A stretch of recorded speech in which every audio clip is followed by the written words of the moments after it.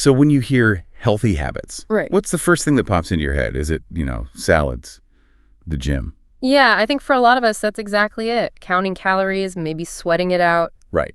But what if real well-being, true health, is actually a much broader picture, something richer? Oh, it absolutely is. And that's really what our deep dive is all about today. A fuller guide to well-being for just daily life. Okay. We're going to look beyond the usual suspects, dig into those often overlooked parts of physical, mental, even spiritual health. Spiritual health, too? Interesting. Definitely. The mission here is really to uncover some practical, maybe even surprising insights. Think of them as shortcuts almost to a more balanced, flourishing life. Shortcuts sound good. Well, maybe not shortcuts exactly, but it's not about these huge overnight changes. It's more about the small, consistent things you do. Those actions build up, create real results over time. Like a ripple effect, I like that, a ripple effect. Uh, Okay, so with that big picture, let's maybe zoom in a bit, starting with the physical stuff we think we know. right. The foundation. The exercise is huge, right? Yeah. Fights obesity, boosts energy, helps the brain, strengthens bones, cuts disease risk. The CDC is clear on that. Absolutely clear. And diet, too. Balanced nutrition. Those essential vitamins, minerals, plant-based foods, whole foods, all crucial for just optimal function. But you mentioned overlooking things. Even with food, it's not just what we eat, is it? There's something else. There really is. It's how we eat. We're talking about mindful eating. Mindful eating. Okay, break that down. Is it a diet? Not at all. It's more of a practice. It's about really tuning into your body's signals, your actual hunger when you're comfortably full. It's basically the opposite of, mindless eating. Which I think we all do sometimes. Eating out of boredom or stress. Exactly. Boredom, tiredness, emotions. Mindful eating helps you counter that. It can really aid with things like binge eating or emotional eating, help manage weight, and honestly, it just makes food more enjoyable again. That sounds incredibly valuable. But, life's busy. How do you actually do that? Just slowing down to eat feels tough sometimes. It does take practice for sure, but the core idea is simple. Create space for your meal. Try to actually sit down, maybe for 15-20 minutes. Sit down. Okay. And crucially, ditch the distractions. No TV, no phone scrolling, no eating in the car or at your desk while working. Easier said than done, but I get it. And then engage your senses. Really notice the food, the colors, the smell, the flavors, textures, even the sound it makes when you chew. Focus on the experience. Exactly. Quality over just quantity. Think eating the rainbow for nutrient variety. And this is key, listen for those fullness signals. The fullness cues. How long does that take? Well, it takes about 20 minutes for the signals from your stomach to actually reach your brain. So if you eat too fast... You blow right past it before your brain even gets the memo. Precisely. So slowing down gives your body that chance to communicate. 20 minutes. That's a game changer right there. Okay, moving beyond food, we talk a lot about exercise, but what about sleep and hydration? Are they really on the same level? That's such a critical point. Do we really treat them as equals? Quality sleep, aiming for that sweet spot of 7 to 9 hours consistently, is absolutely vital. Not just about feeling rested. Oh, far from it. It's prime time for body repair. Your mind rejuvenates, cells get repaired, and your brain actually has this amazing cleaning system, the glymphatic system, that clears out waste products built up during the day. Wow, brain cleaning. Yeah, so it's deep maintenance, cellular and neurological. Setting up a good sleep environment helps dark, cool, quiet, and trying to stick to a schedule even on weekends makes a huge difference. And hydration? Just drink water? Pretty much, but don't underestimate it. At least 8 cups or 64 ounces daily. It's essential for, everything. Cell function, regulating temperature, digestion, keeping joints lubricated, flushing toxins. Okay, I'm convinced. What if water's boring? Fair point. Infuse it. Add cucumber, berries, lemon, mint. Makes it way more appealing. Good tip. Okay, let's talk about the modern work plague. Desk-bound bodies, neck pain, back pain, it's so common. What can we actually do? It's a huge challenge, no doubt. Those long hours sitting really take a toll. But simple ergonomic tweaks can make a world of difference. Like the chair. Exactly. Good lumbar support is key. Adjust the height so your feet are flat. Use a footrest if needed, and your thighs are parallel to the floor. Keep your arms relaxed on armrests, elbows closed, shoulders down. And the desk itself. Mine always feels off. You need clear leg space underneath. If it's too low, use sturdy blocks to raise it. Too high, raise your chair and get that footrest. Okay. And here's one people miss. Pad hard edges. That prevents contact stress, that pressure pain on your wrists and forearms. Ah, contact stress. Makes sense. I feel it. What about keyboard and mouse? Keep wrists straight, arms closed, hands at or slightly below elbow level. Maybe adjust your mouse sensitivity so you can use a lighter touch, less strain. And the monitor. How far, how high? Directly in front, about an arm's length away. The top of the screen should be at or just below eye level. A bit lower if you wear bifocals. What about laptops? So many of us just use those now. Yeah. Laptops are tough ergonomically. The screen's usually too low, keyboard's cramped. If you use one a lot at a desk, seriously consider an external keyboard, mouse, and a laptop stand. Get it set up properly. Right. Let's get the screen height right while keeping your hands and arms positioned well. Oh, and keep things you use often, like your phone or stapler, close by. Avoid reaching. And phone calls. I see people cradling the phone. Oh, definitely avoid that. Yeah. Use speakerphone or a headset. Cradling leads straight to neck and shoulder pain. These are super practical. Yeah. But even with the perfect setup, we still need to actually move, right? Not just sit there perfectly. Precisely. Couldn't have said it better. No setup cancels out our basic need for movement. You have to get up, move around frequently, Even short breaks. especially short breaks, micro breaks, just 1 to 5 minutes. Stand up, stretch, look away from the screen, give your eyes a rest, take a few deep breaths. And that helps mentally too. Hugely. It combats mental fatigue and actually sharpens your focus when you get back to it. Okay, so we've covered some surprising physical aspects. Let's shift gears. Nourishing the mind, the soul. Mental, emotional well-being. Where do we start? You mentioned routine earlier. Yes, routine. It sounds maybe boring, but it's incredibly powerful for mental health. How so? It creates stability, predictability. That reduces anxiety because you're making fewer decisions all the time. You cut down on decision fatigue. Decision fatigue, that's that drained feeling after making tons of small choices. Exactly. Routine conserves that mental energy, and it lets you intentionally build in self-care, whether that's a walk, journaling, meditating, yoga, calling a friend. Makes sense. It creates space for those things. Right. And the benefits snowball. Yeah. Less stress, clearer thinking, often better sleep and physical health. It's a virtuous cycle. Plus, improved productivity and focus. Okay, I'm sold on routine. Yeah. But building one that sticks, it feels daunting, especially with all those like 4 a.m. miracle morning gurus online. Haha. Yeah, forget the 4 a.m. guru routines unless that's genuinely you. The key is start ridiculously small, build gradually, and make it yours. Small how? Like maybe just 5 minutes of journaling or a 10-minute walk. Pick one tiny thing, do it consistently, then maybe add another. Layer it slowly. Be flexible too, I imagine. Life happens. Absolutely flexible. It's not rigid. Set positive intentions. Use reminders. Put your journal by your bed, maybe. And this is important. Celebrate the small wins. Acknowledge you did it. Yes.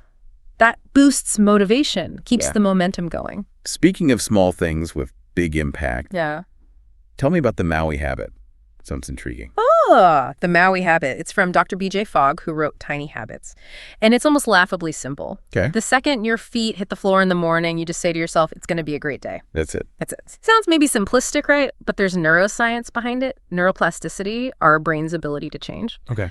When you start with that positive affirmation, it can actually trigger a little release of oxytocin, that feel-good hormone. It creates a positive link. Do the action, feel good. It subtly shifts your self-perception, primes you for positivity. Easy, feels good, sets a positive tone. Exactly. Sets an upward trajectory for the day, as Dr. Fogg calls it. Upward trajectory. I like that. Now, saying on mindset, gratitude, it's everywhere, but what's the real deal? Yeah. More than just saying thanks. Oh, much more. It's a habit, a conscious shift in focus from what you lack to what you appreciate. And that has real benefits. Definitely. Studies linked consistent gratitude practice to lower stress, better sleep, even a stronger immune system. Wow, immune system too. Yeah. And neurologically, it seems to reshape neural pathways, making your brain kind of better at noticing the positive. So just take a moment each day, appreciate the sunshine, a colleague's help, that good cup of coffee, anything. Small acknowledgments. Okay. And what about mindfulness and meditation? They seem crucial now. How does someone even start? Mindfulness is basically about being present, anchoring yourself in the now, observing thoughts and feelings without judgment. It's incredibly powerful for stress, mental health, just general well-being. How do you practice it? Even a few minutes helps. Guided sessions are great, or just simple breathing exercises. Focus on your breath, notice sensations. And meditation. Meditation is like training for your brain. Even short sessions daily help reduce stress, improve focus, build emotional resilience. Just sit comfortably, close your eyes, focus on your breath for, say, 3 minutes. If your mind wanders, gently bring it back. 3 minutes. That feels doable. Totally doable. The payoff is huge for such a small investment of time. So all this ties into continuous growth, right? And self-care, which isn't just spa days, you're saying. Definitely not just spa days, though those can be nice.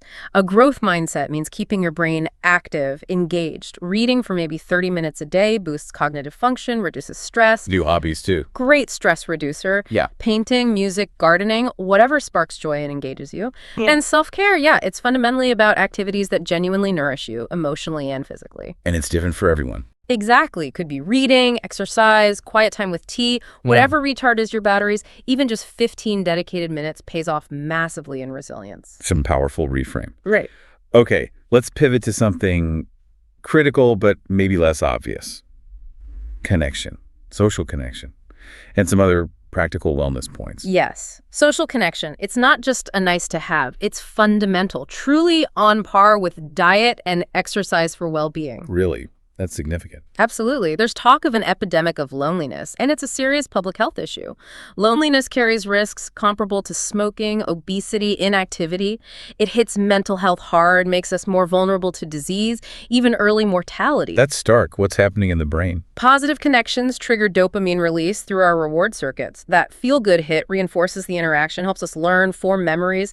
Even just remembering positive connections can activate those reward centers. So connecting literally feels good to our brains and makes us want more. Pretty much. And there was a statistic you mentioned earlier. Ah, yes, the survival odds. Right. Robust estimates show that strong social networks can increase your odds of long-term survival by 50%. 50. Wow. Just let that sink in. Yeah. 50%. It's profound. It really highlights why we need to prioritize face-to-face time, join groups, make plans, and like that researcher Stephen Crane said, if you want a friend, be a friend. It starts with us reaching out. Such important advice. And healthy connections require healthy boundaries, don't they? What exactly are those? Simply put, they're the limits and rules we set for ourselves in relationships, essential for self-respect and healthy interactions. Are there different types?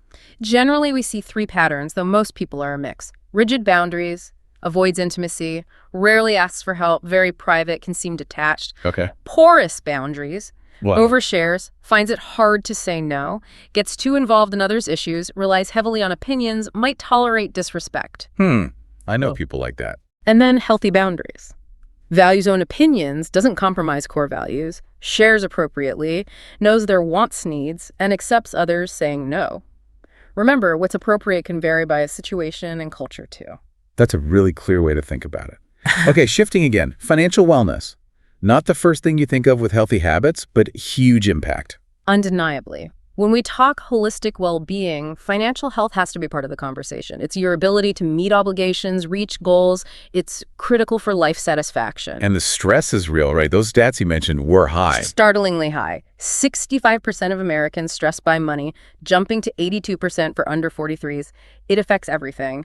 Mental, physical health, sleep, self-esteem, relationships, work. So what's the path forward? It feels overwhelming. It can seem that way, but break it down. 3 main areas. First, take control. Create a budget that actually works for you. Max out employer retirement matches, it's free money. Pay minimums on all debt, then attack high-interest debt first. Okay, control. What's next? Second, prepare for the unexpected. Build emergency savings. Start with maybe $2,000 or half a month's expenses. Then aim for 3 to 6 months' worth for job loss security. Check your insurance, health, life, disability, etc. Get legal docs like your will and beneficiaries sorted. Prepare. Got it. And third, Make progress towards goals. Gradually increase savings. Use tax-advantaged accounts, 529s, HSAs, FSAs. Maybe taxable accounts for flexibility. Consider paying off low-interest debt if it gives you peace of mind. Plan charitable giving if that's important to you. Small steps consistently. control, prepare, progress. Very actionable. Okay, last couple of points. Our digital lives and nature. Yes, the digital deluge. Limiting screen time is crucial. Eye strain, sleep disruption, even links to obesity risk. The 20-20-20 rule helps eye strain. Every 20 minutes, look 20 feet away for 20 seconds. Blue light glasses might help too, especially evenings. Good rule. And the antidote. Nature. Spending time outside is just profoundly good for us. Improves cognitive function, cuts stress, boosts mental health. Get outdoors often, even a walk in the park helps. And if you can't get outside, Bring nature in, calming nature, soundscapes, houseplants. It still offers some benefits. wow. Okay, we covered so much ground, way beyond just diet and exercise. What's the big takeaway from this whole deep dive? I think if you pull all these threads together, the core lesson is undeniable. True well-being is holistic. It stretches across physical, mental, emotional, social, even financial health. And it's not about giant leaps. Not at all. It's the small, consistent, intentional actions across all these areas. That's what adds up. That's what builds resilience, improves quality of life, boosts happiness. Think of it like building a personalized scaffolding of habits just for you. A scaffolding. I like that. Okay, so for you listening right now, here's something to chew on. Imagine not just adding more years to your life, but adding more life to your years. What one small, maybe overlooked habit from today? What one thing will you try to cultivate to really enrich your everyday, starting now? Until next time, keep diving deep into what makes you thrive.